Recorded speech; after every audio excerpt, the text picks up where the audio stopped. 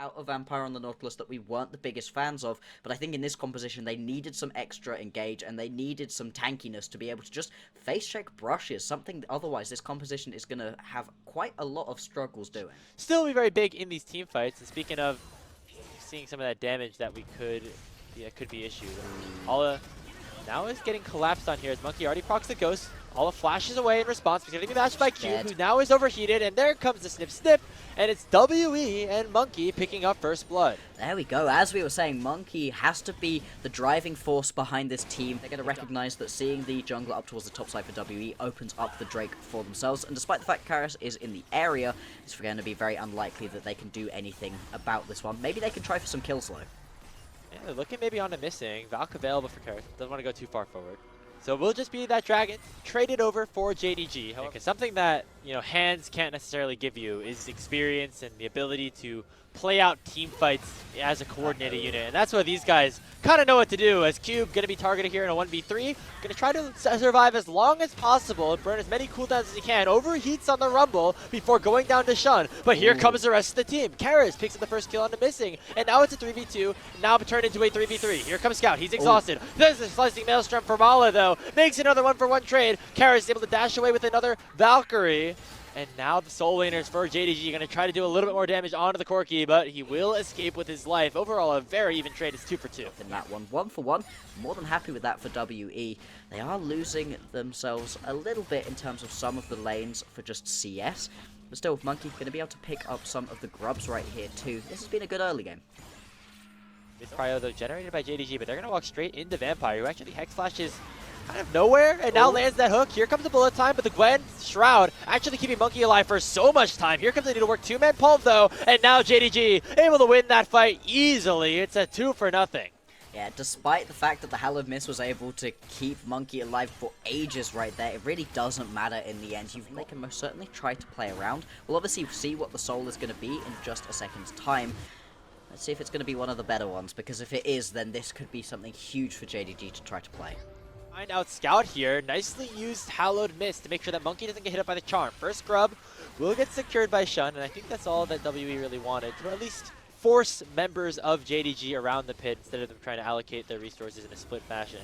Third grub still is available, and Monkey could potentially try to steal this one away. He has a smite, could dash in, and instead it's Vampire actually looking for the hook, initially on the missing. Not too much damage dealt. Instead, now the target is going to be Shun. But look at the bullet time. It's going to be Monkey picking up at least that first grub. But here comes a teleport from the other side. Ollie's finally arrived in the fight. Uses the slicing maelstrom. Pops missing. Equalizer comes out, though. And now JDG are a bit split in this team fight. The rest of WB, they're going to have to try to escort out safely. Here's a nice charm from Scout as the world champion will take down Monkey. Shun will follow, but Taeyun will shut him down with a fourth shot. Q flashes over the wall. Who will potentially try to follow the Rumble as the curtain call is going to get canceled by a charm. Scout still, yeah, I mean, using a major cooldown onto the Alistar, who wants to get closer to your entire team anyway. Exactly. As speaking of getting closer, that's going to be Monkey getting very, very close to Scout, maybe a little bit closer than he would have liked with that nicely max range charm, which is kind of a crazy thing to say considering the pedigree that this guy has. But you think of, like, you know, Knight playing really well, even Rookie and Doinby, like, this guy should belong in that conversation, but I feel like in general, some of us kind of just forget that JDG even exists sometimes. Yeah, I mean, in terms of when we have conversations of the top 4 teams, it does feel like they're getting left out of the conversation quite a lot at the moment, which is surprising for a team with this many amazing players, this much history behind it. But honestly, when we're talking about top tier teams, it feels like in terms of the conversation, you talk about AL. Oh, hang on. He's alright. Yeah, as we were discussing that. He goes back. Monkey! What? He tries to come back in and steal that dragon. He knew it was a one-way trip, and it was just a 50-50, but Shun able to lock it down and pick up soul point for JDG. I was expecting him to just leave. That's why I kept talking. I was like, it's fine. He's just going to walk away. Yeah. Concede the Drake. Nope. Straight back in. Fair enough, buddy.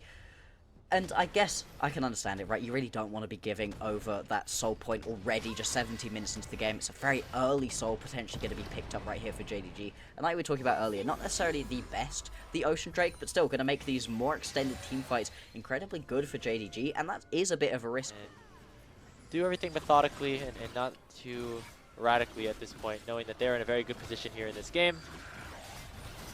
Ooh, hook goes through. Taken, started up here, missing actually procs the ultimate a little bit late, so he takes a big chunk of damage early on. You saw in the picture-in-picture, Cube does not have the equalizer, and so it would be a bit of a tough fight for JDG to go for 4W to go for, but Monkey is able to secure that red buff, which is a small win here for his team.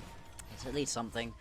WE, they can't just sit back. They have to keep trying in this game. Because potentially we're going to get a 1v1 here. Wow, yeah. I was surprised Ollie went in after missing the shuriken, but I think he's just going to win out of it anyway. No! Karis does.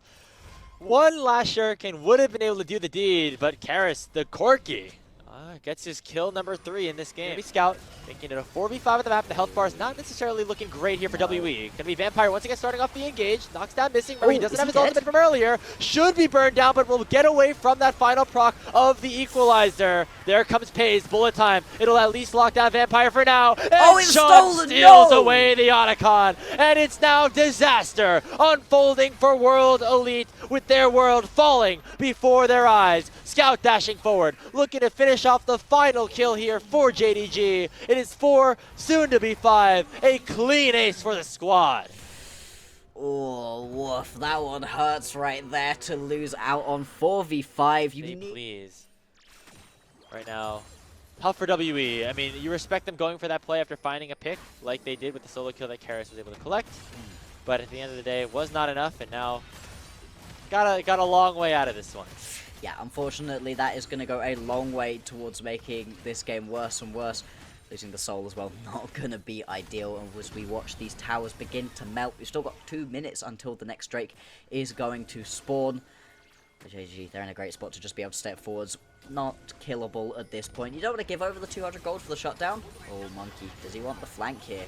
They could try.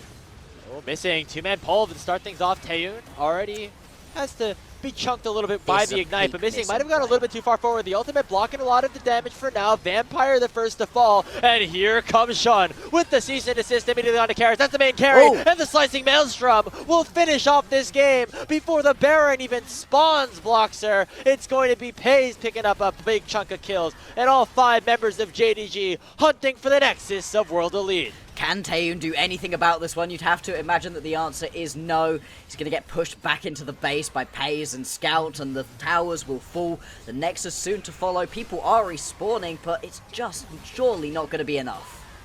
Yeah, Vampire dies one more time for the culture. 0-5-2 his final scoreline. Max range charm again from Scout, but nobody will be able to take Taeyun down before the Nexus drops. JDG taking game number 1. These were some of the best highlights from today's matchup. Which moment was your favorite? Let me know in the comment section below. This is OP, and I'll see you tomorrow. Take care.